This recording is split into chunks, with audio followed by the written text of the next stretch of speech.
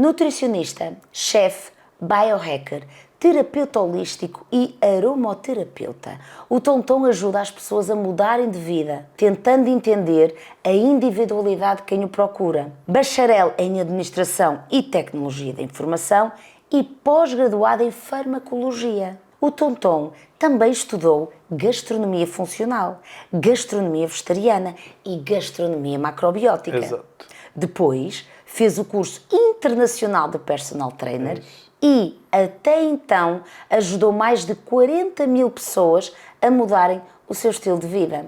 E tem uma frase, o seu lema, a sua máxima é mais saúde, mais energia, maior longevidade. Exato. Tens esta noção daquilo que representas para o mundo, para as pessoas? Às vezes sim, às vezes não. Quando eu tenho algum retorno de alguma pessoa dizendo o impacto que teve, eu consigo enxergar, mas normalmente não. Porque eu faço isso de forma automática. Eu sempre tive esse senso de ajudar as pessoas sem buscar um resultado. A consequência de ajudar para mim é fazer o bem, só. Mas quando as pessoas te dizem como se sentem depois de estarem a privar contigo e de receberem os teus conselhos, as tuas indicações, tu não te sentes, apesar de dizeres que é muito automatizado, não te sentes bem? Sim, mas ao mesmo tempo eu acredito que se eu tive esse dom de Deus, é obrigação. Eu acredito que eu faço, obviamente, por querer ajudar, mas ao mesmo tempo eu tenho um senso de que se eu não estivesse fazendo isso seria um desperdício. A fé, a espiritualidade Isso. é fundamental para tu continuares na tua jornada e no teu propósito sem baixar os braços. Sempre. A formação inicial que eu tive de administração e tecnologia da informação, tive muito tempo na tecnologia da informação, com um conhecimento técnico muito bom e pagava muito bem. Eu demorei muito tempo, mas muito tempo mesmo, ao fazer a transição de carreira para a área da saúde e conseguir equiparar. Então foram muitos anos difíceis a conseguir financeiramente equiparar, mas eu era infinitamente mais feliz do que trabalhando só com máquinas. O que te moveu sempre no teu caminho foi tu estar sempre ancorada em Deus. Sim. E saber sempre que eu não sei por onde vou, eu não sei o que fazer, eu sinto-me perdido, mas há aqui alguém que me está a proteger e me vai levar onde eu quero chegar. Eu tenho muito hábito de ler a Bíblia quase todos os dias e de rezar todos os dias, inclusive antes das refeições. E geralmente quando eu rezo e eu estou procurando alguma coisa, eu acabo tendo uma resposta. São pequenos sinais, às vezes muito sutis, que me dão uma resposta. E eu tive na altura mais de um sonho, quando eu estava fazendo essa transição de carreira, que esse era o caminho. Sempre busquei na Bíblia e rezando as respostas que eu buscava e sempre tive. Ao dia de hoje sabes qual é a tua missão? Sim, hoje é bem claro e definido. O que é que ele te diz? Que é a tua missão? Seguir ajudando. Eu tenho um senso de cuidado, então eu sempre sei quando alguém precisa de algo. De já acontecer de estar numa das clínicas que eu trabalho e a nutricionista da clínica tá diferente. Ela tava com um brilho diferente naquele dia. Eu falei, como você tá bonita hoje, tá com um brilho assim, assado. E aí ela ficou pensativa com aquilo, foi fazer o teste de gravidez e estava grávida. E a tua intuição. Exato. E são várias as vezes que isso acontece. Eu sempre fui muito observador, mas eu aprendi a observar mais ainda o espaço que eu estou, porque esses sinais e esses aconselhamentos divinos e até as tomadas de decisões, elas aparecem com muita frequência. E tudo isto se torna mais curioso, que é quando eu fiz o descritivo daquilo que tu fazes, agora a falarmos um bocadinho da tua intuição e da tua espiritualidade, tudo isto se torna mais interessante e curioso quando percebemos que és autista. Isso. As pessoas no geral têm noção que o autismo não é uma doença? Não, a maioria não tem. Tanto que no momento que você apresenta, por N razões, por exemplo, no aeroporto de Lisboa, acho que é o aeroporto que é mais frequente do mundo, e nós temos o crachá de identificação. Então tem o colar e mais a identificação, mas normalmente só o colar já basta. Eu vejo que os gajos, em especial, eles não têm a menor noção, então às vezes precisa, se eu estou numa fila que seria apta para pessoas com alterações. Muitas vezes é extremamente bruto ou grosseiro, dizendo o que você faz nessa fila. Geralmente as mulheres acabam tendo mais essa sensibilidade de já terem estudado ou tendo esse contato de falar. Porque identificam o cordão. Exato. Mas quem não o identifica é porque não sabe. Sim, e se você falar, são normalmente extremamente rudes. Como se precisasse ter uma alteração visual. Então, já aconteceu de ser barrado, e aí eu uso os auscultadores com bloqueio de ruído. Porque ambientes muito cheios me fazem muito mal. Então, digamos que nós estivéssemos aqui... cada um fazendo alguma coisa e vocês estivessem falando muito alto. Eu preciso botar os meus auscultadores, porque senão eu não consigo me concentrar. O autismo me traz, o que praticamente todas as pessoas no autismo sentem, excesso de estímulo. Então esse excesso de estímulo ele entra e a gente não consegue filtrar. Então qual que seria o pior lugar? Um aeroporto. Certo. Principalmente de Lisboa. Porque é extremamente sensível. Muito. O autismo não é uma doença, vocês têm uma forma de pensar e agir diferente dos outros. Isso. É uma forma diferente do cérebro funcionar. Nos referenciamos aos autistas como atípicos e os não autistas como neurotípicos. Então a forma de processamento do cérebro é diferente, a forma de pensar é diferente. Obviamente todas as pessoas vão ter divergências na forma de pensar, mas a forma que o autista recebe os estímulos do mundo é muito diferente. E se nós formos pegar os autistas de diferentes graus e fôssemos colocar num mesmo país, nós íamos ver que mesmo entre eles também tem diferenças. Porém, nós temos alguns pontos em comuns no autismo que são mais fáceis de enxergar, que geralmente não tem uma capacidade de filtrar muito a informação que está recebendo e acaba por muitas vezes receber a informação de forma literal. Então, eu tenho muita dificuldade até hoje em entender piadas e coisas do gênero por conta disso. Porque daí a pessoa fala e se ela não rir, eu não sei. Já aconteceu de eu chegar meia-noite no hotel para fazer o check-in e o gajo falou, você não pode mais entrar, já perdeu a reserva, passou da meia-noite. E eu falei, ok, e fui saindo. E ele falou, não, eu tô a brincar. E eu falei, não entendi. Depois, obviamente, que eu expliquei para ele a questão do autismo e ele se sentiu mal, porque daí eu vi que ele tinha um desconhecimento sobre o assunto.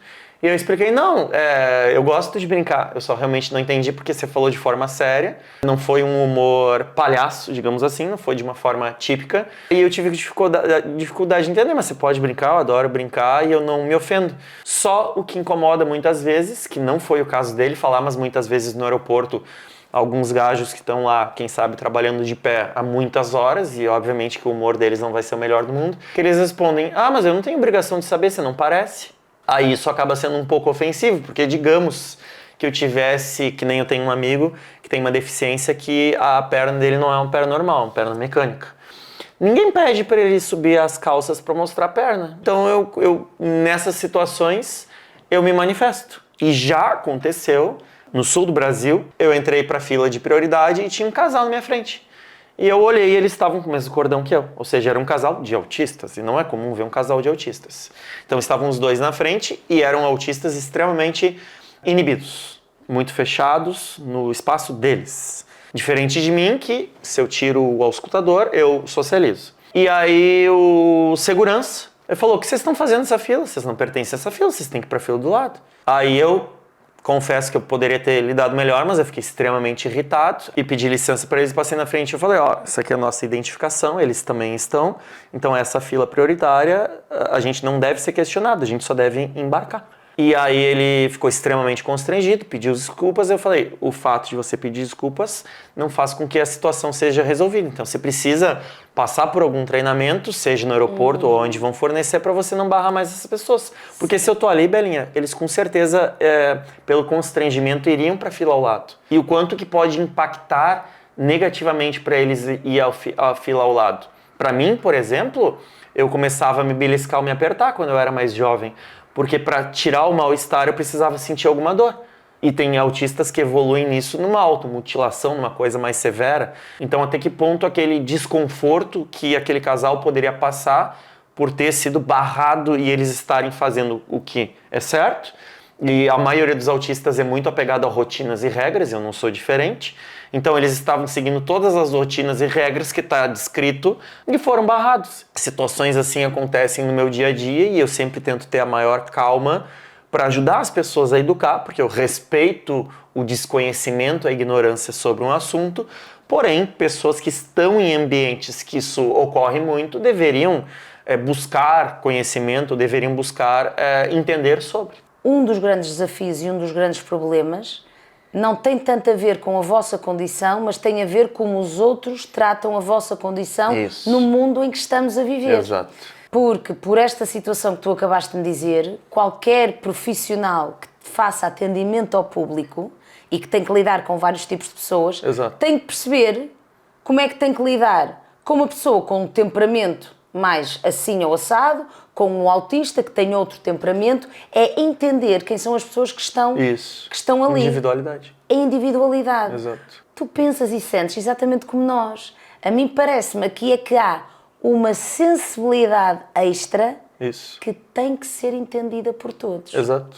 Falaste-me agora desta questão das piadas, porque levas tudo num sentido muito literal, e eu agora pensei, então mas o que é que te faz rir? Eu olho as coisas mais esdrúxulas possíveis de comédia. E aí, por exemplo, eu começo a rir e as pessoas ficam olhando na volta, porque eu começo a rir alto, com piadas, por exemplo, de um cachorro falando com um gato e alguém fazendo as vozes no fundo. Ok. Então, seria um humor até que eu já tive pessoas à minha volta dizendo, nossa, que humor infantil. E eu concordo, porque o mais esdrúxulo possível é o que vai me fazer mais rir. E se às vezes é um humor, digamos, mais de circo, eu não acho tão engraçado. Eu gosto de assistir peças de teatro de comédia, gosto de assistir filmes de comédia, séries de comédia, para eu conseguir entender o que a maioria das pessoas faz.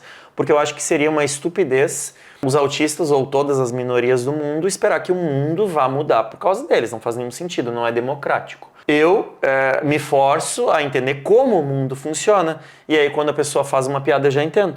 Então são programações que eu coloco no meu dia a dia, de eu querer sair porque estava no horário de sair ou por N motivos, e aí uma pessoa abrir a janela e dizer, tá chovendo canivete, não tem como. Como assim? Mas tá caindo algum objeto?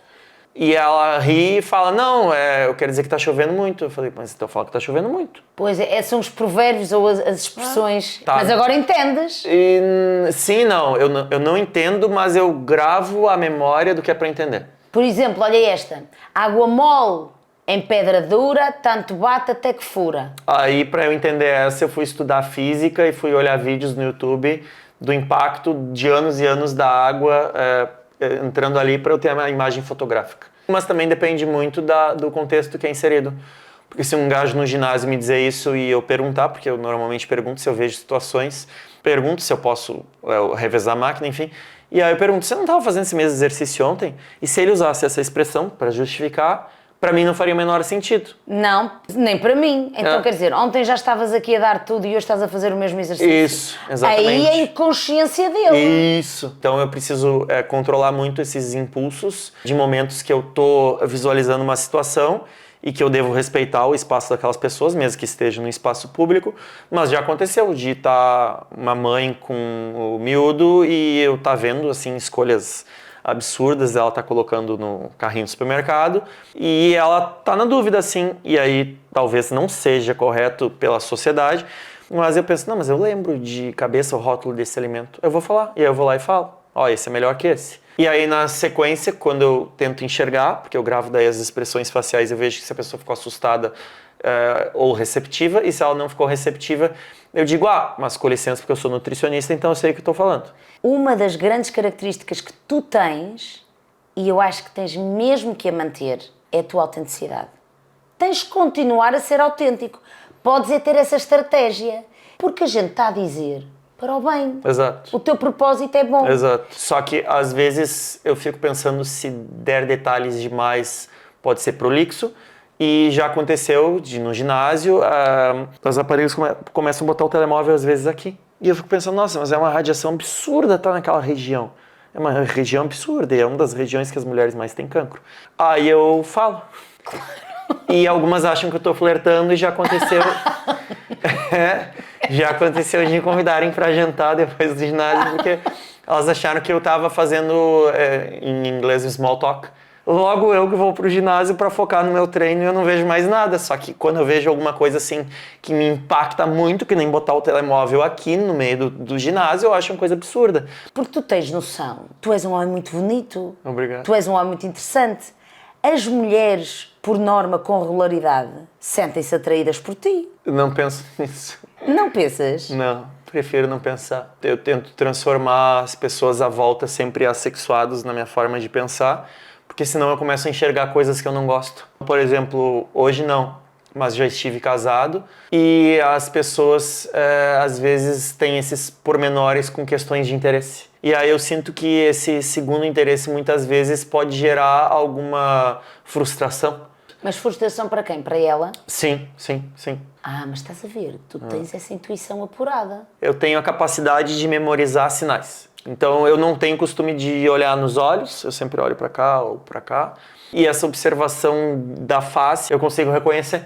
E as mulheres têm uma linguagem corporal, digamos, para mim, mais fácil de ler. E a linguagem corporal e a expressão facial entrega muito. Mesmo que não seja uma intenção bem resolvida ainda na cabeça dela, eu já consigo enxergar. Então esses registros e essas memorizações é que te dão o teu lado intuitivo. Isso, são os padrões. Eu gravo muito padrão.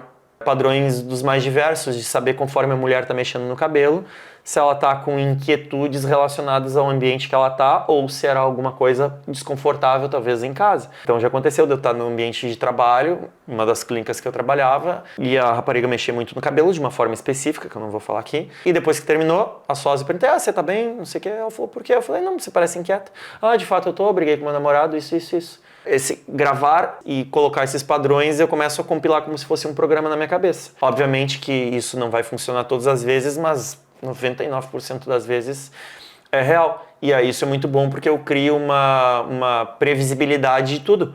Então eu tenho essa qualidade para mim, mas que para a maioria das pessoas é um defeito, de ser precavido demais. Então, é sensibilidade a tudo, não é? A tudo. Tu sentes tudo de uma forma muito intensa. Isso. Quando estás apaixonado, estás? Uhum. Andas? Isso é cara. Como é que é um autista apaixonado? É muito intenso, o controle acaba sumindo e acaba entrando muita impulsividade. Então é um paradigma na minha cabeça querer ter sempre o controle de coisas que eu não posso ter e querer racionalizar. É uma racionalização excessiva. Quando eu vejo que existe alguma possibilidade de algo, eu já faço vários planos e desenhos na minha cabeça de chegar no primeiro encontro e dizer, Isabel, você gostaria de ter filhos algum dia? No primeiro encontro. Porque eu enxergo que se eu faço uma opção de sair com uma mulher que ela não tem essa visão, que pra mim é muito importante ter filhos, aí digamos que ela me cite alguma coisa assim, não, eu sou muito bem resolvida com isso, eu sou tia, eu não quero ser mãe nunca. Aí eu vou dizer, ok, prazer, tchau. Mas sabes que ela pode mudar. Exato. Ao conviver contigo. Mas as minhas experiências foram... Mas não quer dizer nada. Exato. Podes ter uma experiência completamente diferente. Isso. E eu tive. Só que eu decidi que se os princípios e os valores que eu tenho, que ela tem, são tão diferentes, por mais que exista uma química, por mais que exista uma sincronia em vários aspectos, no principal para mim não é. Então eu acabo muitas vezes racionalizando demais e assustando. Eu recebo muito isso nas mensagens em privado no Instagram. Surgem em especial raparigas, mulheres que trazem isso. Estou me relacionando com um autista, mas ele não tem nada a ver com você, ele não expõe várias coisas, etc. Eu falei, sim, porque a maioria não fala disso abertamente, a maioria tem um tabu ou, enfim, uma sensação de que tem algo ruim. E algumas dizem, nossa, mas e como que evolui nisso? E eu falei, você vai ter que conversar com ele e você vai ter que buscar um maior entendimento. E algumas eu acho que se sentem numa situação ruim, que elas estão tendo um esforço na cabeça delas muito maior para aprender, para estudar sobre algo, e eles não. Só que, na verdade, para eles já é muito difícil estar ali se relacionando, estar naquela situação. Então, eu acredito que existe sempre uma questão de ceder ou de buscar um ponto de encontro, porque as pessoas têm velocidades diferentes. Então, eu não vou conseguir, por mais alto que eu seja, acompanhar você na corrida depois que a gente passar de 3, 4, 5 quilômetros. A partir do 5º quilômetro, eu não vou conseguir te acompanhar, isso é óbvio. E as pessoas, elas acham que as coisas precisam ser iguais. Então, se eu dou tanto, a outra pessoa precisa dar tanto. E um relacionamento, quando uma pessoa é autista e a outra não, acaba tendo essas divergências e acaba muitas vezes o homem em especial sendo muito fechado nesse aspecto. Já a mulher autista é muito mais difícil de detectar. A mulher autista, ela consegue desde a infância a mascarar muito bem isso, por isso que os diagnósticos não são nos mesmos números. Tem muito mais diagnósticos de autistas homens do que mulheres, mas na prática que a gente vê tem tanta mulher quanto homem autista. Tu já conversaste com uma mulher autista? Já, eu tenho amigas. Eu confesso que eu gosto muito de ter amizades com autistas. A compreensão é um pouco mais fácil. A pessoa diz uma besteira, eu digo outra. Agora, quer ver? Muito engraçado aconteceu. Eu tava no comboio e aí nisso tinha uns jovens ali de 17, 16, 18 anos fazendo muito barulho. Eu tava um pouco incomodado, botei o escutador. Aí no que eu saí da casa de banho, eu tava sentado logo perto, teve esse menino e ele ficou me encarando muito. E aí eu achei aquilo curioso e aí eu falei em inglês, né? Can I help you? E ele assim parou e ficou me olhando mais e falou, não. E eu falei, desculpa ter ficado encarando você de volta e ter perguntado se você precisava de algo, porque de fato você podia estar precisando, mas é que eu sou autista e não sei funcionar de outra forma. Eu também sou isso aí. Ele falou assim, com 18 anos. E aí eu fiquei surpreso, porque com 18 anos eu jamais andaria de comboio sozinho, eu não tinha essa independência ainda. Tu és um autista diferente, haverá muitos como tu também. Tu acreditas claramente que só cresces e evoluís quando sais da tua zona de conforto. Sim, muito. Tu estás sempre a sair da zona de conforto e quando tu dizes, não, é assim, o mundo não tem que me entender, eu tenho que entender o mundo e agir da melhor forma. E aqui vou pegar noutro exemplo em que realmente denota que tu estás a sair da zona de conforto e corrige-me se eu estiver errada, que é, tu és um cidadão do mundo. Porquê é que tu vives em Portugal, vives no Brasil, vives noutras cidades também do mundo? Não pode ser só profissional? Não, não é. Não é? Pois não. Não, a profissional é a desculpa. Qual é, pois, porque esta necessidade de não teres um poiso certo? Porque por mais que eu sempre me coloque em desconforto, eu sou muito indisposto a entrar nesse desconforto. Eu sou muito relutante a entrar no desconforto. Teve uma casa que eu vivi em Braga, que eu simplesmente amei, mas eu pensei, eu vou entrar numa zona de conforto muito fácil, e se eu entro numa zona de conforto muito fácil, aí eu começo a ficar recluso. Então eu começo a ficar cada vez mais fechado e cada vez gostando menos de socializar. Eu preciso sair do meu conforto, preciso ter um pouco de desconforto, não em excesso, para socializar e comunicar melhor. Mas tu também tens essa sempre necessidade de sair do teu desconforto e depois atingir ali o teu conforto no desconforto, Isso. porque tu também és uma pessoa que vive muito tempo consigo. Sim, muito.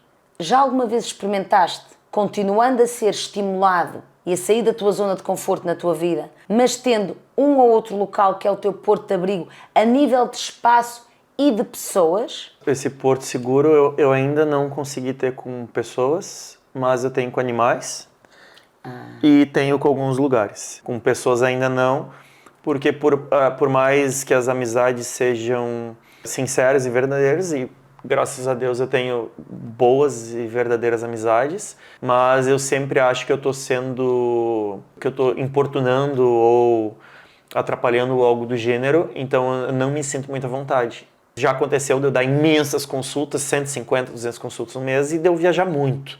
E aí os amigos conversando comigo, pode ficar na minha casa. E eu, estranho, como é que eu vou ficar na casa da pessoa? Porque é o espaço dela. Aí eu durmo pelado, ando pelado, como é que vai funcionar isso? Vou ficar, mas eu fiz muito forçadamente. Aí eu tive que construir uma identidade, enfim, uma questão nova de como o Tonton se apresentava estando nesse ambiente. Agora imagina que aquela pessoa sabe lidar com uma pessoa que é autista.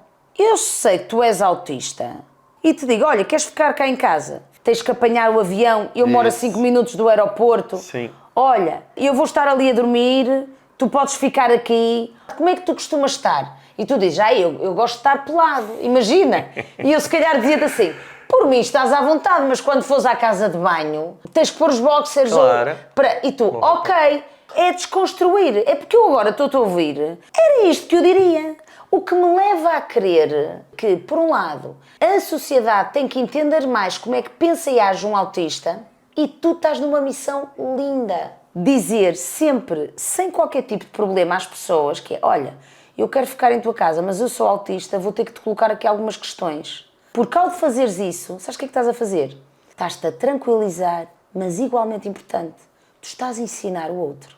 Tu não imaginas, neste curto espaço de tempo, aquilo que tu já ensinaste a tantos portugueses e familiares que têm filhos autistas, aprenderam só nesta pequenina conversa que estamos a ter, porque estamos a ir ao detalhe, estamos a falar de pequenos pormenores que eu nunca refleti sobre isto. Mas muitas precisam se abrir a isso e a maioria não está. Mas a partir de agora vão estar mais. É fazendo esta conversa, é tu continuando a falar abertamente. Cada um de nós ir fazendo a sua missão, insistindo, a pedra vai furar. Tu sentes, tu pensas, tu ages igual a mim. Eu não noto diferença. E eu digo-te isso porque eu também sou uma pessoa extremamente sensível. E às vezes também sofro um bocadinho. Porque a minha sensibilidade às vezes não é compreendida. E a sociedade anda a um ritmo que eu às vezes não me revejo. É, exato. Eles ficam buscando o final de semana. Eu, o oposto, o final de semana me deixa deprimido. Portugal tem imensos feriados e eu me sinto mal quando eu descubro que vai ter um feriado numa quarta-feira. E me tira do movimento e as pessoas parecem que elas trabalham de segunda a sexta buscando o final de semana e eu acho que o descanso é super importante. Mas será que o que está ocorrendo na vida de cada um realmente está fazendo a pessoa ser feliz? Porque ela fica buscando só o período que ela desliga de tudo, quer dizer que o período que ela está ligada não está sendo bom. Isto significa que tu fazes mesmo o que amas. Sim, muito, muito.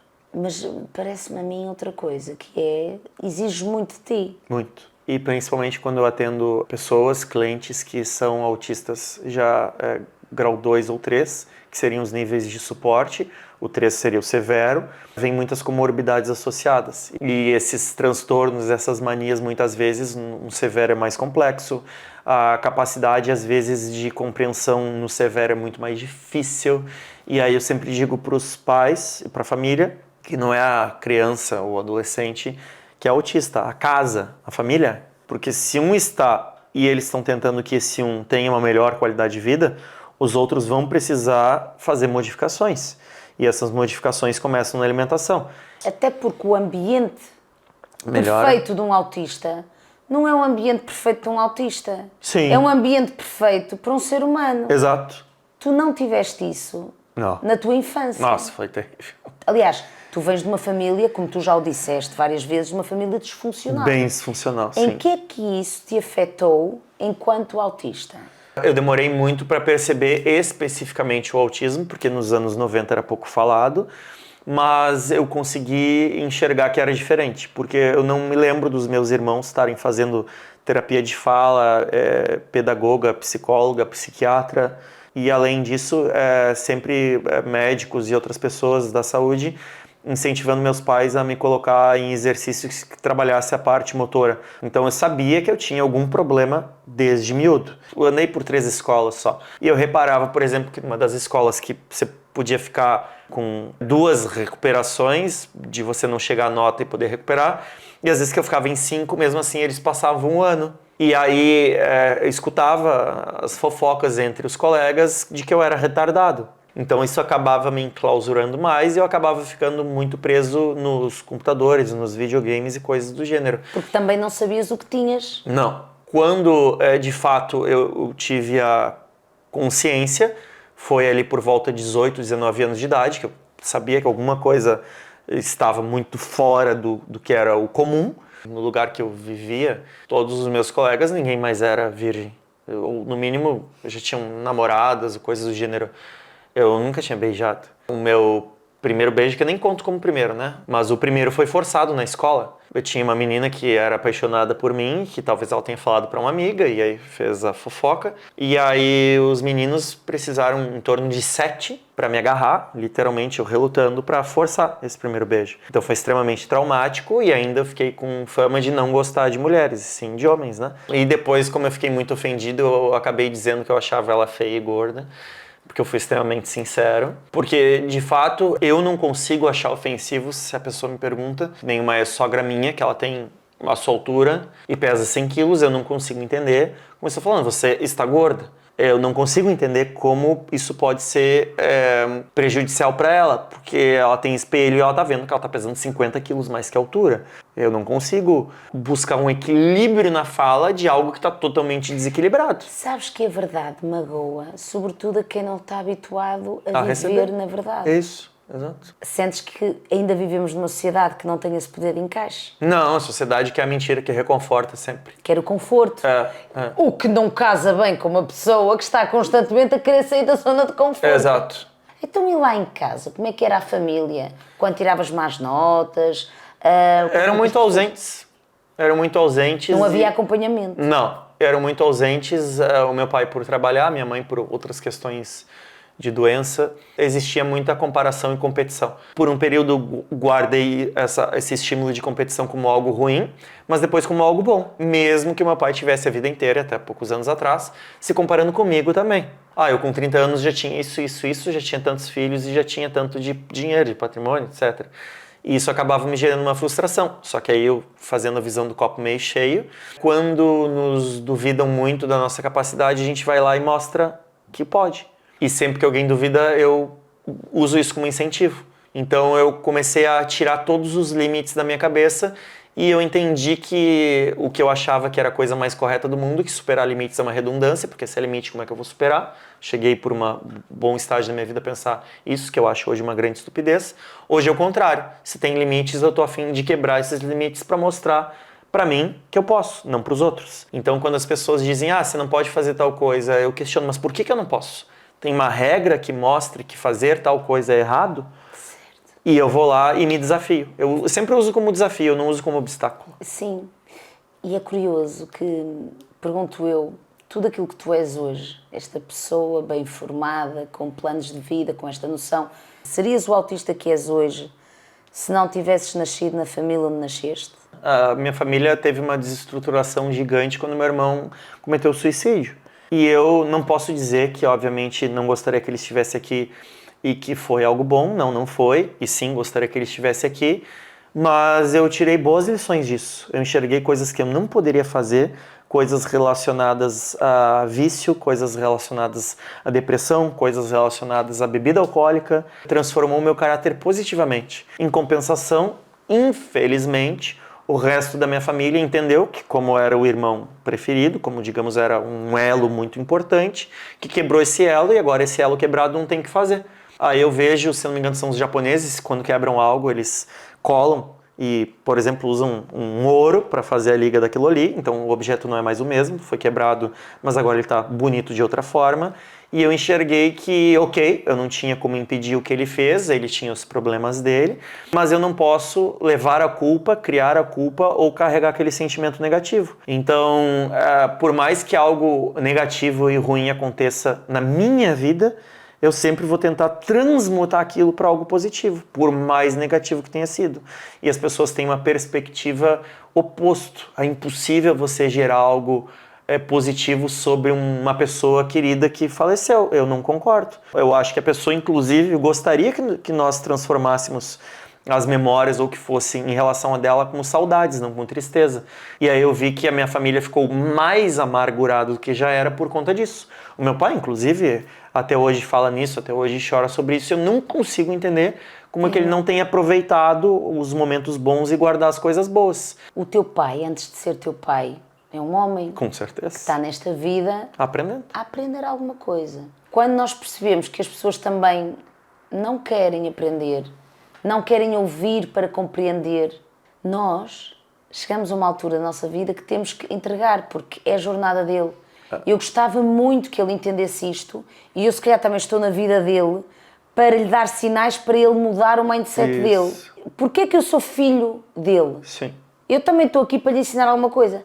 Mas se ele não quer, eu não vou absorver a dor dele. Nunca. E sabes que agora falaste do suicídio do teu irmão. E é muito curioso que agora aqui em Portugal houve 2 suicídios no início do ano. Sim. O que é que tu achas que leva uma pessoa a passar-lhe pela cabeça tirar a vida? O primeiro ponto que eu acho, que por mais absurdo que pareça, as pessoas elas têm uma coragem desnecessária para algo. Porque nós temos um instinto de sobrevivência natural. Então a pessoa ela acaba tendo uma coragem ou algo excessivo para realizar algo que vai fazer mal para ela, vai tirar a vida, e ela desligou esse senso de sobrevivência.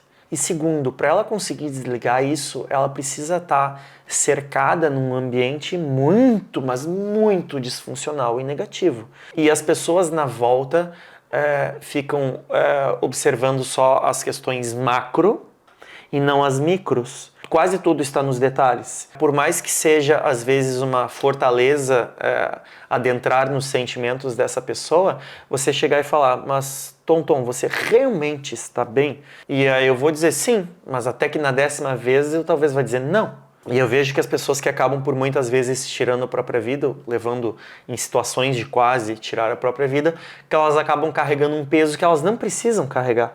E esse peso se dá porque elas não estão compartilhando e distribuindo esse peso com as pessoas na sua volta. Isso, por exemplo, aconteceu com o teu irmão? Sim. Tem a ver com o ambiente? Muito péssimo. Um relacionamento tóxico e isso associado a coisas infelizmente comuns da minha família, como tabagismo, alcoolismo, adição a jogo, entre outras coisas. Ele começou cada vez mais fumar, cada vez mais se afundar com bebidas alcoólicas, até que chegou num ponto de estar deprimido. E as pessoas na volta não enxergando, as pessoas nunca acham que alguém vai ter essa... A palavra coragem é ruim, né? Mas necessita ter algo muito ruim para conseguir fazer isso. E eu, infelizmente, no início, talvez depois eu tenha tirado um proveito disso, eu atendi várias pessoas que já tentaram. Depois que passaram a ter os cuidados que eu sugeri, não tiraram. Ora bem, era aí que eu queria pegar. Que estratégias é que eu devo implementar diariamente na minha vida para dar a volta e não chegar a esse ponto? Como é que tu ajudavas estas pessoas? Eu entendo que por mais que a gente tenha corpo, mente e espírito, quando a gente está falando de questões relacionadas a bem-estar, o primeiro bem-estar ele é orgânico. E para você ter um bem-estar orgânico, para o seu organismo estar com bem-estar, os hormônios do cérebro, chamados de neurotransmissores, precisam estar próximos de um equilíbrio. E se a pessoa pega e fica o dia inteiro no telemóvel, como a maioria, acorda e dorme com o telemóvel, vai à casa de banho no telemóvel, essa pessoa ela já está num caminho ruim, porque ela fica presa naquela informação do telemóvel, ela está extremamente carente do mundo real, e aí ela acaba também fazendo coisas estúpidas, mas que toda a gente faz, de estar ao telemóvel enquanto come, estar ao telemóvel em várias situações, com amigos, num bar, num restaurante, onde ela não deveria. E aí, como consequência também, as escolhas alimentares começam a piorar. Se as escolhas alimentares começam a piorar, esses alimentos não estão nutrindo, não estão ajudando o meu corpo, eu começo a ter um desequilíbrio desses neurotransmissores. A depressão é uma doença que as pessoas tratam muito mal, que, vou usar um exemplo vulgar, se a pessoa está com diarreia, você não vai dizer para a pessoa, por favor, pare a diarreia que nós temos que sair. Porque seria estúpido. Então, as pessoas chegam e dizem para uma pessoa, e eu já vi isso na minha casa, com a minha tia inclusive, da minha mãe abrir as cortinas, a janela e falar para minha tia, sai dessa cama, deixa de ser depressiva, vamos pegar um sol. É muito estúpido ela querer que a pessoa pare a diarreia, porque não é a pessoa, está com uma infecção intestinal, por exemplo, comeu algo estragado, seja o que for, a pessoa não vai falar, porque ela entende aquilo ali. Agora, quando a pessoa está depressiva, que é muito mais grave, ela vai lá, abre as cortinas, não, você tem que pegar um sol e você tem que sair para viver. A pessoa está deprimida, ela não vai conseguir. E é nessa altura que o suporte, que a família e talvez até o remédio possa ser necessário para tirar a pessoa daquele buraco para ela mudar. Dar o primeiro estímulo. Exato. A pessoa que acorda e que imediatamente quando ela acorda, ela já arruma a cama dela e ela vai para um banho frio, ela dificilmente vai entrar numa depressão, porque ela não tem tempo para estar em depressão, ela está gerando um desconforto. Então, quando a pessoa ela adiciona hábitos e rotinas na vida dela, quando ela faz exercícios e ela se alimenta bem, a chance dela ficar de fato deprimida e chegar a ponto de pensar num pensamento suicida é muito difícil. Tem exceções, obviamente, mas a maioria das pessoas que eu atendi se colocam em situações de risco, se colocam em relações tóxicas, que muitas vezes não são escolhas delas, e elas acabam levando para isso. E o meu irmão foi um caso típico. Em toda esta mensagem que tu passaste, a mim parece-me claro que um dos nossos propósitos de vida é, de facto, nós termos a clara noção de que até ao final das nossas vidas, aqui nesta vida terrena, a única pessoa com a qual tu vais ter que viver diariamente é contigo. Isso. Foi isto que tu viste do teu irmão, a tua história de vida também, que tu percebeste que, não, quanto mais forte for o meu corpo, a minha mente, o meu espírito e as minhas emoções, eu vou conseguir tudo. Exato. Então, a área que eu quero abraçar e gerar hiperfoco vai ser a saúde e a nutrição. Exato. Comecei a entender que existia um padrão nisso também. Se as pessoas têm uma boa índole e bons princípios, elas estão buscando um bem em comum, independente de qual lado estão. Elas estão buscando algo, um bem comum. E eu sempre entendi que eu estava buscando o quê? Ser o mais preparado possível para ajudar os outros. Só que antes eu tinha que ajudar a mim mesmo. E a maioria dos profissionais, a maioria, de fato, é honesto em relação a isso, quer ajudar os outros, mas a maioria que entra para ajudar os outros, talvez tenha um inconsciente que é para ajudar sim, mas não ajuda. E aí eu vi isso pelas faculdades de nutrição que eu girei, as meninas bem gordinhas, ou até mais, estavam na nutrição. 3 colegas minhas, numa turma pequena, com um distúrbio alimentar. E mais eu também tinha distúrbio alimentar, que nessa época, na altura da Universidade de Porto, já estava um pouco melhor. Aí eu comecei a pensar, mas peraí, por que elas estão lá? Porque estão buscando alguma resposta. Seja consciente, seja inconsciente. E eu tinha também isso, eu não fui diferente.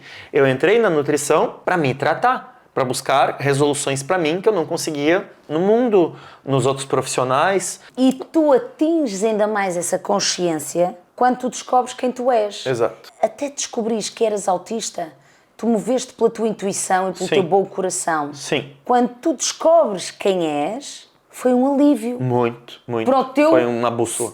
Foi uma bússola. É. Porque foi a partir daí que a tua vida mudou para melhor. Sim. Eu passei todas as fases, negação, vitimismo, entre outras, para entender, isso é o meu ser, isso é o que eu sou, isso não é algo passageiro, não é algo tratável, e do autismo ser mais uma característica e não uma definição. Eu não me defino como autista, é mais uma característica. Que nem você tem olhos claros, eu tenho olhos claros, isso é mais uma característica. Isso não é quem eu sou. O autismo não me define, eu defino o autismo. Certo. E no momento que você se define e você está bem resolvido com você, aí o mundo passa a receber melhor também. Verdade. Vê-se claramente que, mesmo na adversidade e na fragilidade, tu sempre gostaste de ti. Uhum. Tu consegues entender ao dia de hoje, 2024, 14 de janeiro, que é o teu aniversário, Exato. tu consegues perceber qual é a tua missão agora para a sociedade? Consciência. As pessoas precisam despertar. A gente não pode forçar as pessoas a despertar de um estado que elas estejam dormindo, mas existem formas da gente criar estímulos para que esse despertar aconteça. E isso, inclusive, até numa questão cultural. Tem culturas que a gente não pode tocar de uma forma tão simples. Aí você vai para a Argentina e Itália, os homens se beijam muito. Não é uma coisa tão comum cá ou no Brasil, por exemplo, homens heterossexuais se beijam no rosto. Então, quando a pessoa entende o que ela está ou como está, é mais fácil. Então, sim, aí eu concordo com as pessoas que não estão no espectro autista, que elas não têm obrigação de saber, porque, de fato, o autismo não tem uma característica comum. E a pessoa que está no espectro, por mais que possa ser, às vezes, desconfortável para ela, se ela se deparar numa situação que não está sendo positiva, ela deveria, sim, falar, olha, eu sou autista, então a situação está assim para mim, como já aconteceu no trânsito aqui. O pessoal gosta de se estressar no trânsito aqui em Portugal. E já aconteceu de ele fazer uma coisa errada, aí eu comecei a rir. Comecei a rir porque eu pensei, nossa, eu não vou discutir, eu comecei a rir. E ele me perseguiu, foi até o ginásio que eu tava e desceu. Desceu bravo. Aí eu, bem maior que ele, desci. E eu continuei rindo, ele falou, você é idiota, por que você tá rindo? Eu falei, não, eu sou autista, eu achei tão desnecessário o excesso da situação. E ele, você é autista? Desculpa. E aí já pegou e foi-se embora. E eu quero te fazer uma última pergunta. Tu, Tonton, ser humano, pessoa linda, maravilhosa, o que é que desejas para a tua vida em 2024? Continuar tendo essa capacidade de evoluir, de entender o mundo, porque por vezes é mais fácil entender, já tive um grau bom de evolução, então vou parar por aqui, porque querendo ou não é confortável. E essa evolução que eu busco como pessoa, ser individual, também tem a ver com as ligações com as outras pessoas. Então, por muitas vezes, algo que pode parecer absurdo para mim, como estar com amigos num jantar e eles fazendo escolhas terríveis alimentares, eu preciso evoluir em, quem sabe, aceitar que não cabe a mim querer corrigir e mudar todas as pessoas que estão à minha volta. Então, eu preciso, em 2024, aprender que eu tenho controle sobre quase nada. Tentar controlar menos. Eu estava-te aqui a ouvir, sabes que eu fiz há dias uma sessão de numerologia, então foi muito interessante perceber o ciclo de vida em que eu estou. E eu não sei porque eu sinto que se aplica a ti também. Disseram-me o seguinte: tens que te honrar mais, conhecer mais os teus limites e permitir-te a receber mimo. Eu tenho percebido que quanto mais eu faço esse reset, que é o que eu estou a trabalhar nisso até se tornar orgânico. Eu tenho percebido que quanto mais eu me mimo, eu noto que depois a minha força ainda é maior. Parece que quanto mais me mimo, mais indestrutível fico. E eu questiono-me se tu também não estarás numa fase da tua vida de ter mais flexibilidade. Sim, já venho reparando isso há algum tempo.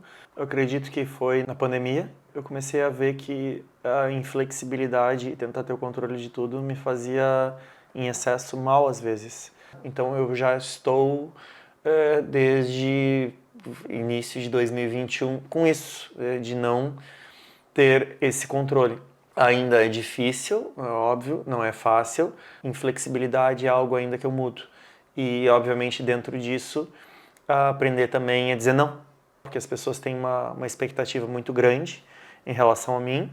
E, por vezes, eu não tenho agenda e eu encaixo alguém que eu deveria dizer não. E eu fico frustrado eu gostaria de ter entregado 11 para aquela pessoa e eu entreguei 9, que para a pessoa já ficou muito bom, mas para mim não, porque eu não soube dizer não. Nós vamos chegar ao fim da nossa conversa, que vamos ter que fazer mais, mas sabes o que é que eu senti? Tudo aquilo que tu queres trabalhar em ti, eu também quero trabalhar em mim.